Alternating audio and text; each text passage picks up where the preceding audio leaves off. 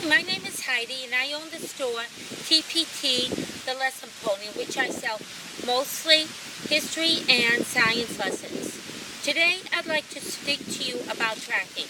What tracking is with students in school, students are placed into different levels according to their ability, high, medium, and low. There's been a lot of talk about the pros and cons in this, and today I'd like to talk to you what I think about it and what the pros and the cons are. When I was in school in the 70s and the 80s, tracking was all the rage. Today, most of the classes are heterogeneous grouping, meaning you have very high achieving students and very low in the same class. The thought is the higher students will help bring the lowest students along. I disagree with keeping all the students in the same class. What happens is the higher students are not worked to their true potential, they fool around and they're not getting the full education.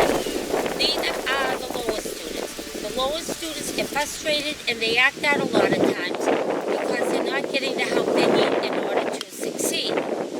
Another problem with tracking is which teachers do you assign.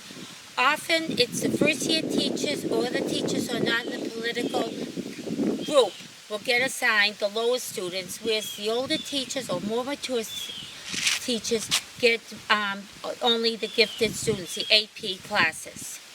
I believe the way around this is to have all the teachers have an AP class and also one of the lower ones. It has been proven that students that are in a heterogeneous grouping will often get more frustrated and the lower students will not succeed as high as expected. Thank you for viewing. Please put your thoughts below on what you think about this.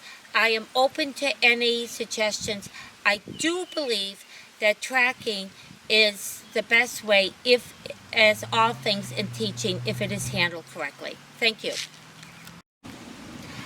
Another problem is you have teachers with not much experience teaching students that are the most challenging. They get discouraged and they quit. We need more young teachers in teaching, but why would you give them the most difficult assignment? It's not fair to them, and it's also, more importantly, not fair to the students. It should be, I believe, for the lower classes, it should be your most experienced teachers teaching those classes, because they're the ones that are better able to handle discipline problems. They have their curriculum down and they can focus more on the individual needs of the students. The lady who was videotaping this for me just told me that a few years ago her younger sister was in the class and there were a lot of troublemakers, or more challenging students, should I say. Was a first-year teacher teaching her, and after 3 months she quit. This is probably one of the worst things you can do to a first-year teacher, is to give them the most challenging class. Often it should be this teacher who has had a few years